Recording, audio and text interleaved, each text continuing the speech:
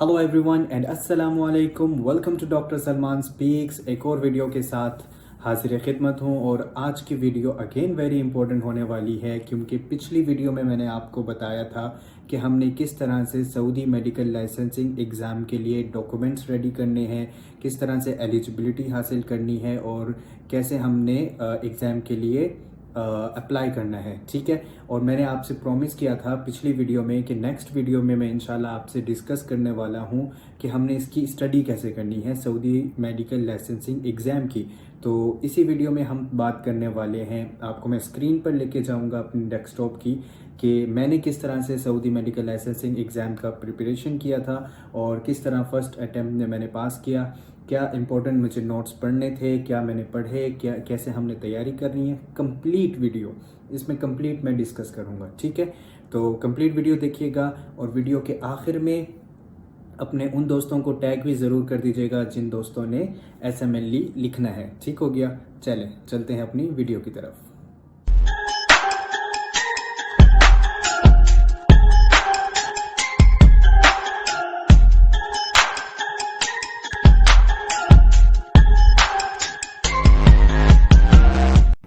बिस्मिल्लाहिर्रहमानिर्रहीम, बिस्मिल्लाहिर्रहमानिर्रहीम। स्टार्ट करते हैं हमारा आज की वीडियो का इम्पोर्टेंट टॉपिक SMLE कि हमने स्टडी कैसे करना है।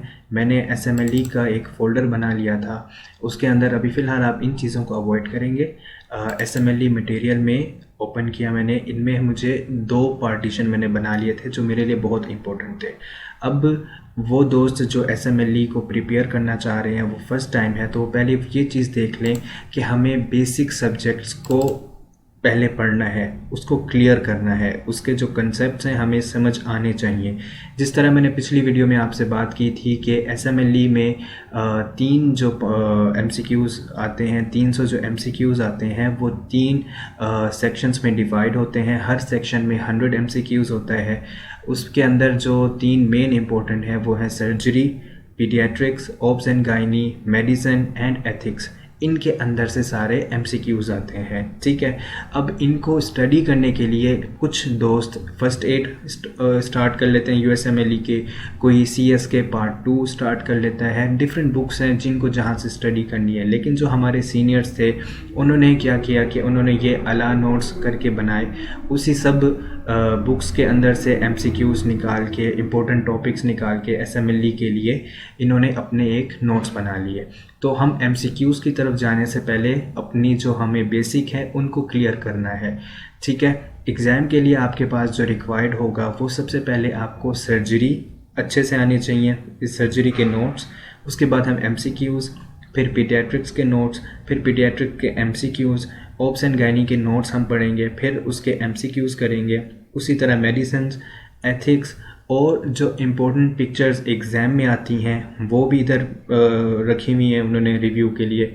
ठीक है, सबसे पहले मैं ओपन करूँगा सर्जरी की फ़ाइल कि सर्जरी में मैंने कैसे स्टार्ट किया था। ये बेसिक है। ठीक है, बिस्मिल्लाहिर्रहमानिर्रहीम। अब हमने surgery notes for SMLE exam 2020। अब थायराइड हम पढ़ेंगे। अब देखिए, हम ना ऑलरेडी अल्हम्दुलिल्लाह सारे प्रोफेशनल डॉक्टर्स हैं, इन्होंने लाइसेंसिंग एग्ज़ाम को क्लियर करना है। अब हम ग्रेजुएशन या फिर हम यूनिवर्सिटी के स्टूडेंट नहीं रहे जहाँ पर हमें डिटेल फर्स्ट एक पहली चीज़ से स्टार्ट करें। अभी हमें सिर्फ रिवीजन चाहिए होता है कि अच्छा रिकॉल करना होता है हर टॉपिक। हमें थायराइड के बारे में, सर्जरी थायराइड के बारे में हम इधर पढ़ेंगे कि टाइप्स ऑफ थायराइड कैंसर क्या है। सही है, ये सारा हमने स्टडी करना है। स्टडी इन द सेंस इसको सारा याद नहीं करना, इसको हमने पढ़ना है। ठीक है, इरेगुलर पल्स, थायराइड फंक्शंस में ये सारा कुछ, toxic nodule and the rest of the gland is suppressed. If small तो हम, अगर स्मॉल है तो हम रेडियोथेरेपी करेंगे, अगर लार्ज है तो हेमीथायरोडेक्टोमी कर लेंगे। मल्टी नोड्यूलर क्विटर है लार्ज नोड्यूल्स के साथ तो हमने क्या करना है, टोटल थायरोइडेक्टोमी करेंगे। अब ये चीज़ें हम हमारे करियर में यूनिवर्सिटी लाइफ में हम ये पढ़ चुके हैं। ठीक है, अब दोबारा उसको हम डिटेल में नहीं जा सकते। अगर आपने डिटेल में जाना है तब आप बुक्स को रेफ़र करें, नहीं तो गूगल तो जिंदाबाद है, आप रिकॉल कर सकते हैं। ठीक है, ये आपका सर्जरी का सारा कुछ इसके अंदर है। ऑपरेटिव सर्जरी, एवरीथिंग इस फाइल के अंदर सर्जरी के है। ये टोटल बनते हैं 49 पेजेस और आप 5 से 4 दिन में इस सर्जरी की इस फाइल को आप अच्छे से प्रिपेयर कर सकते हैं। जब आप ये कर लेंगे फिर आपको इसके MCQs करना आपके लिए बहुत ईजी हो जाएंगे। अब ये जो MCQs है ना, ये इन्होंने एग्ज़ाम जो बच्चे देकर आते हैं वो रिकॉल कर लेते हैं कि हाँ यार मेरे पास एग्ज़ाम में ये आया था, तो फिर वो सारे लोग एग्ज़ाम करने के बाद इसको इधर एक जगह पे नोट डाउन कर देते हैं ग्रुप्स में कि ठीक है, फिर वो उसको रिवाइज करते रहते हैं और इसी में से ज़्यादातर MCQs रिपीट भी हो जाते हैं, लेकिन कुछ नए भी MCQs बनते हैं, लेकिन उसके क्या होता है कि आंसर मोस्टली सेम होता है। अब ये पहला MCQ मैं सिर्फ प्रैक्टिस के लिए आपको बता दूं कि 1 week after appendectomy complaining of mild tenderness and abdominal pain, ultrasound finding में ये, तो उसकी मैनेजमेंट क्या होगी, कंजर्वेटिव और एंटीबायोटिक। ठीक है, डायग्नोसिस उसकी अपेंडिसियल एब्सेस। तो ये MCQs आ गए। 51 पेजेस इसके सर्जरी के हमने MCQs सारे कंप्लीट करने हैं। और यहाँ पे ये जो मोस्टली जो MCQs हैं वो ठीक हैं, अगर आपको लगे कि गलत है आप उसके बारे में गूगल कर लें। अब जैसे कोई यहाँ पे टॉपिक आपको समझ नहीं आ रहा, उसको आप गूगल करके देख सकते हैं, अपने लिए पढ़ सकते हैं। ये हो गई सर्जरी, यानी कि 100 MCQ सर्जरी के आपके हो गए इंशाल्लाह। फिर हम इसी तरह पीडियाट्रिक्स खोलेंगे। पीडियाट्रिक्स के फिर 54 पेजेस हैं और इसके अंदर हम पीडियाट्रिक के बारे में पढ़ेंगे कि patient with infantile colic scenario, इसकी ट्रीटमेंट क्या होगी, reassure mothers that it's normal, console mother regarding infantile colic. और फिर इसके ऑप्शन भी दिए हुए हैं कि 80% of children have infantile colic, या बी विल रिजॉल्व एट 6 मंथ। तो हम यानी कि ये सारा कुछ इसकी आपकी बेसिक भी ठीक करेगा और MCQs भी करेंगे। और ये MCQs मोस्टली रिपीटेड होते हैं, 50 to 40% MCQs रिपीट हो जाते हैं। तो अगर आप ये सारा तैयार कर लेंगे तो मेरा ये 100% अश्योर कर सकता हूँ मैं आपको कि आपका SMLE पास हो जाएगा अगर आप अच्छे से पढ़ें। फिर उसी तरह हम फिर ऑब्स एंड गायनी को हम डिटेल में उसके नोट्स बने हुए हैं, इसको हम पढ़ेंगे। जैसे कि मदर RH नेगेटिव है और बेबी या हस्बैंड RH पॉजिटिव है, तो अब हम इसको क्या देंगे, गिव anti-RH। ठीक है, पेनफुल जेनिटल अल्सर, रैश है, कंजक्टिविटीज़ है, तो क्या होता है, कौन सी बीमारी है, ये हो गई। तो ये सारा कुछ ठीक है, इन्होंने शॉर्ट और इसके किए हुए हैं। जैसे ये इम्पोर्टेंट है, प्रीवियस प्रीटर्म लेबर और सर्विक्स ग्रेटर दैन 25 है तो प्रोजेस्टेरोन, ये सारा कुछ। अब ये चीज़ें अगर मैं पीडियाट्रिक्स की बुक्स में उठा के पढ़ूंगा तो मुझे एक एक टॉपिक छानना पड़ेगा, सारा कुछ पढ़ना पड़ेगा।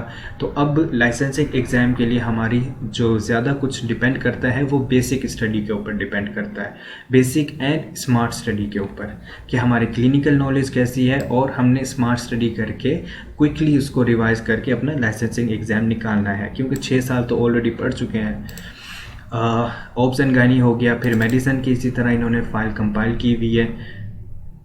Treatment on brucellosis not effect on CNS, doxycycline और रिफेम्पिन फॉर 6 to 8 वीक्स। ठीक है, ब्रूसेलोसिस हो गया तो ट्रीट क्या करेंगे, डॉक्सी देंगे, स्ट्रेप्टोमाइसिन, ये जो फर्स्ट लाइन ट्रीटमेंट है। इसी तरह डायरिया केम फ्रॉम इंडिया, यानी कि ये एक क्वेश्चन बनता था कि एक पेशेंट है इंडिया से आया है, उसको डायरिया हो गया है, तो कौन सा बैक्टीरिया होगा, E coli.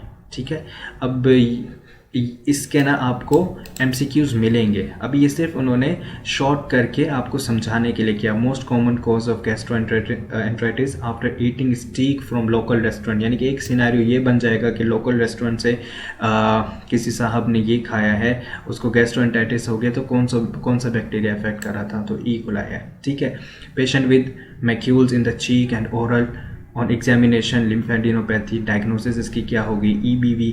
Best advises to travel man, जो कोई बंदा ट्रैवल करना चाह रहा है उसको क्या एडवाइस करेंगे, just eat in clean restaurant, ये सब कुछ है। ठीक है, तो ये हो गई हमारी मेडिसिन की फाइल। उसके बाद ethics is one of the most important जो इनके अंदर आता है SMLE के अंदर। एथिक्स के बारे में कुछ हम लोग एथिक्स को हम इतना नहीं करते थे, हम जब अपनी अर्ली डेज ऑफ यूनिवर्सिटी में थे तो हम इस सब्जेक्ट को इतना नहीं पढ़ते थे, लेकिन SMLE में एथिक्स का बहुत इंपॉर्टेंट पार्ट है और ये आपको अच्छे मार्क्स दे जाता है। मतलब एथिक्स के आपको 15-20 MCQs आ जाएंगे जो इजी होते हैं और आपने आराम से इसको क्लियर कर देना है। अब जैसे एक ये एमसीक्यू है कि 40-year-old man comes to the counselling clinic after diagnosis of bronchogenic cancer and you tell him that he needs to stop smoking, he is ignorant and completely refuses, what will you tell him? आपने उसको क्या बोलना है? We will do everything to help you to stop smoking. ठीक है, अक्सर doctor इधर मार खा जाते हैं जो हमारे होते हैं कि we will stop seeing you if you don't quit, smoking is harmful and you will die. ये चीज़ें नहीं बात करनी उससे, हम उससे एथिक्स में रहकर कैसे उसको बात करेंगे। Patient chronic smoker not willing to quit, chronic smoker है, क्विट नहीं करना चाहता, तो हम क्या करेंगे? Personalised something discussion with him. Female patient going for breast examination but she wants female doctor to examine her, what you will do? Of course हम उसकी रिस्पेक्ट करेंगे कि ठीक है, हम उसको फीमेल डॉक्टर ही उसको एग्जामिन करेगा।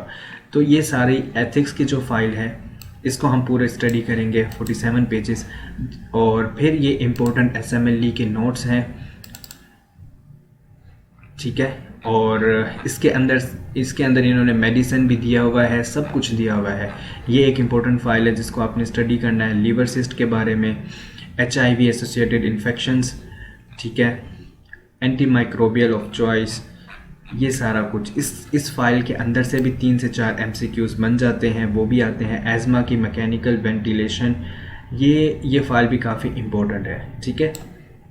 अब ये सारा मटेरियल आपको कहाँ से मिलेगा वो आप मुझे इंस्टाग्राम पर मैसेज कर देंगे, मैं आपको वहाँ पर शेयर कर दूंगा। आप देखें इतनी ज़्यादा चीज़ें तो मैं कहीं पर अपलोड करते करते भी टाइम लग जाएगा, तो मेरा लिंक है, तो मैं आपको इंस्टाग्राम पर आप मुझे मैसेज करेंगे, मैं आपको शेयर कर दूंगा। अब आते हैं हम SMLE के इम्पोर्टेंट पिक्चर्स के ऊपर।